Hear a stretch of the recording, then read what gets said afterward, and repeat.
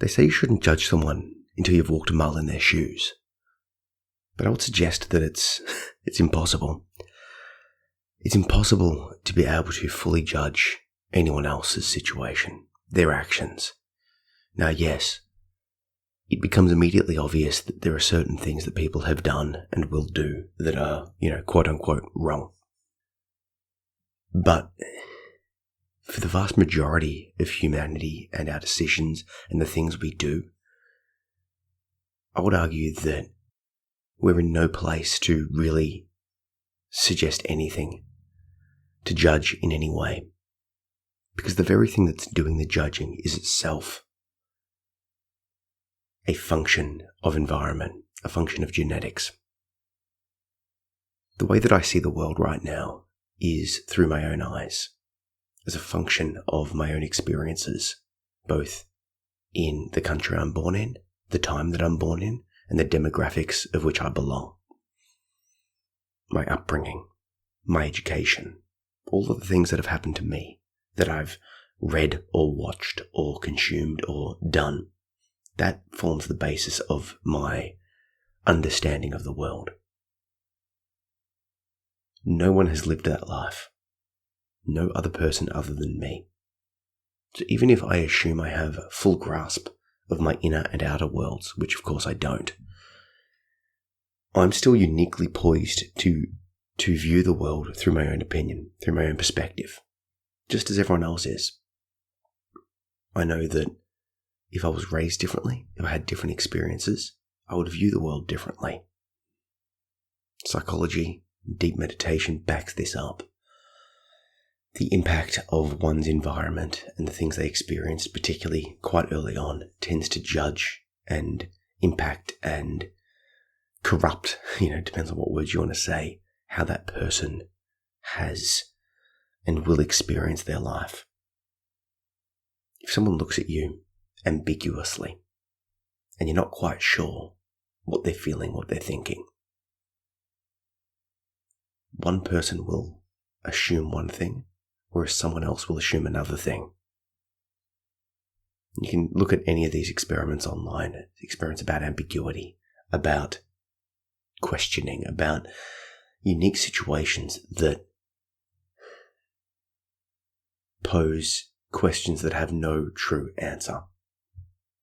And people will give different responses.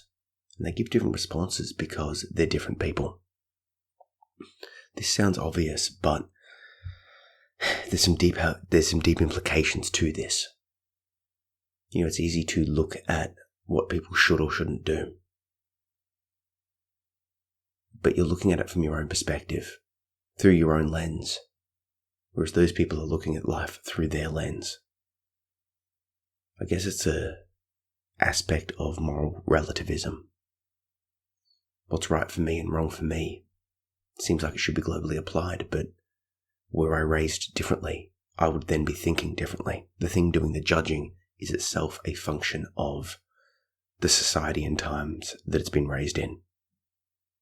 I myself have read and consumed a lot of books on religion and spirituality and philosophy and psychology, all of these different things. But if I was raised in a different time, in a different place, I wouldn't have access to those resources. Thus my ability to even comprehend this question, this line of reasoning, this idea of judging someone else, that we shouldn't judge them unless we've walked a mile in their shoes. Even that concept itself is a function of my upbringing. If I was never exposed to this idea of not judging people until you've walked a mile in their shoes, right? Would I even be contemplating this right now? Would the concept of judgment and maybe not judging other people be something that I would be considering? If you look back at the past, and even at the present, depends on where you are, there's a lot of zealotry and bigotry and idealism and, I'm right, righteous thought. Very self-centered thought, that would take place from the individual all the way up to, countries or religions. Those people over there, they're savages because they don't believe in the God we believe. But they're looking at us like we're savages because we don't believe in their gods, because our practices and routines and rituals and societal things that we're implementing are foreign to them? How can both be savages? How could either be savages, right? Whose religion is more true? If there's two religions that directly contradict each other, which one is right? Well, the one you belong to, of course. That's the correct one. That's the right one. And anyone that doesn't follow the moral tenets of that religion can be deemed immoral, can be deemed wrong, can be judged, right? They need to be saved. You see what I'm going for here? But of course, even you, even I, whoever it is that follows those tenets, follows that religion, will never quite make it up to be the true follower of that religion. A lot of people will have a deity that presents a moral guide, and that moral guide will say, act and do in a certain way. But of course, how we interpret those moral teachings, those religious teachings, are dependent on our upbringings.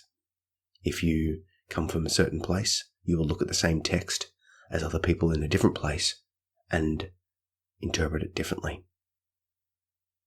Maybe you'll look and you'll consider your own aspect, your own morality, or your own subjective interpretation of your own morality and actions, and go, well, I'm not right, but I'm close. I'm striving to be a little bit better. People that are far more conservative than you, you'll judge them for being too conservative. People that are far more liberal than you, you'll judge them for being liberal.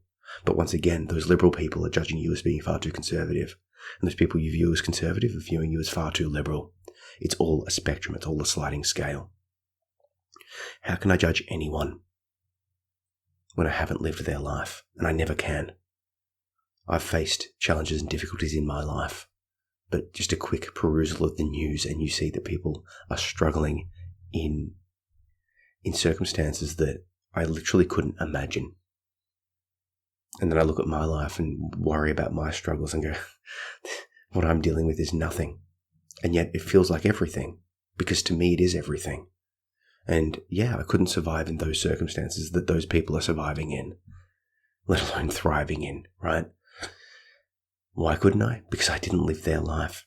If you took me out of my town, out of my country, out of my time, changed any of those variables, changed any of my physical characteristics, I would be clueless.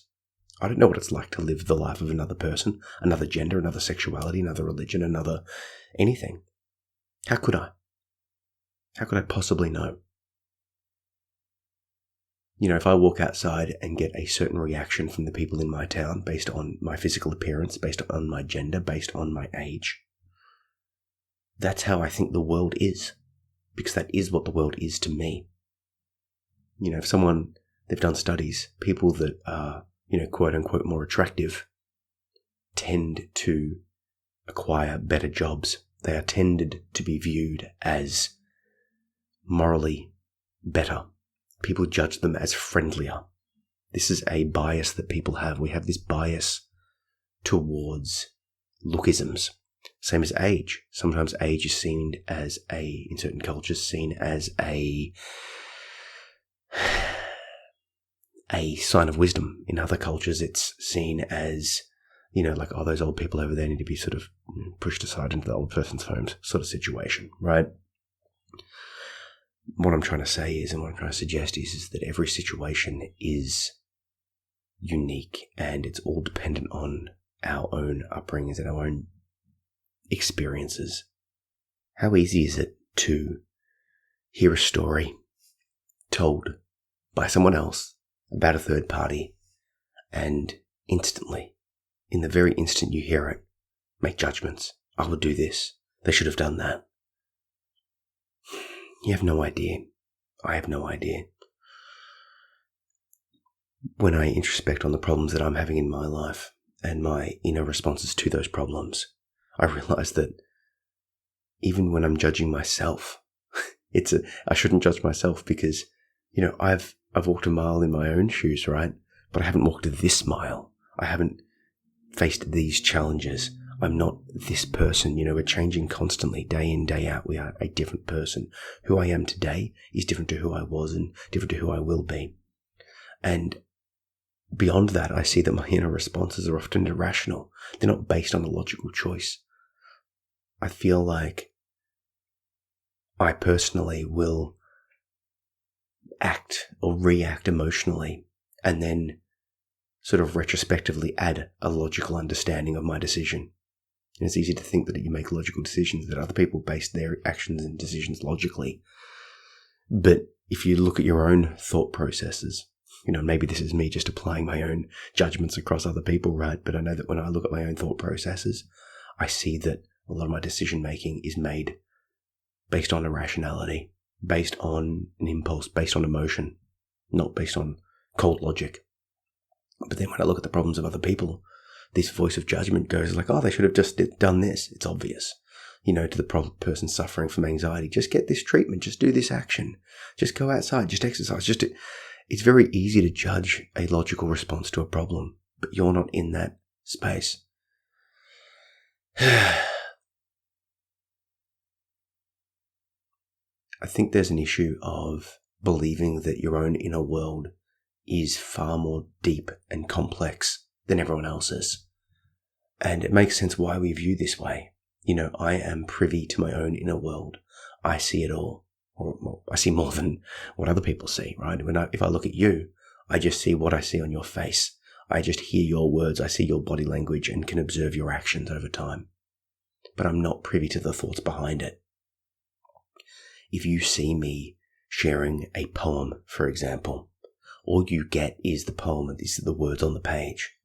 But you don't get any of the thought that goes into that poem, right?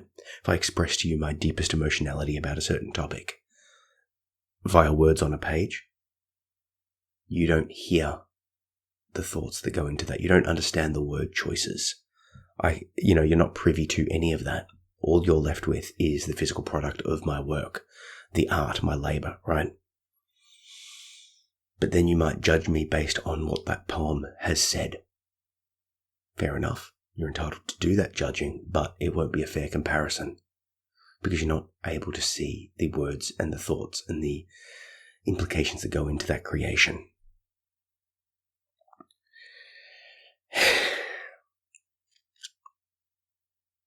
I'm thinking of all of this and I'm wondering, how much wasted time and mental effort and energy have I spent judging people? And what's more, I suppose, is that I recognize that I've judged people and then I've had expectations based on those judgments. And then when those expectations inevitably get let down, I feel sad. I feel betrayed. I feel a lack of trust or whatever. But the thing is those expectations are born of judgments, and those judgments are born of false information or a lack of full information. If I believe that someone should do X, Y, Z for me, or should just do something in general, I'm not in their minds. I'm not in their emotionality. All I can see is what I would do in that situation, right? So I'm judging them based on,